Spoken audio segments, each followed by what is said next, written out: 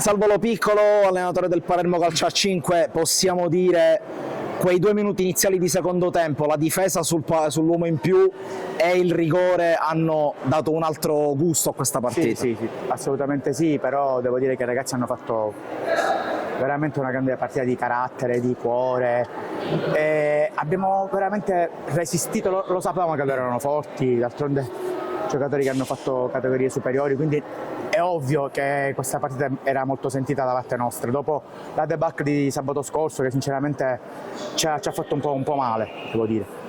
Abbiamo risposto bene e sono molto contento soprattutto per come hanno interpretato la partita, ed questa è una cosa veramente importante. Tra altre cose fa quasi spavento a guardare da fuori, nonostante la grande rappresentanza di giovani, la saggezza nel rettangolo di gioco di questi ragazzi.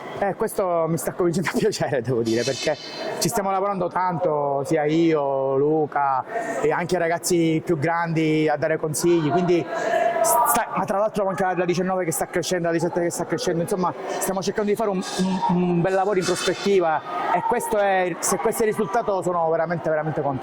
E poi in chiusura c'è questo sesto uomo, questo pubblico che in C1 c'entra poco. Una grandissima mano, anche dal punto di vista della spinta. Su ogni controllo siamo stati pronti e volevo proprio questo e me l'hanno dato, ed è una sensazione bellissima.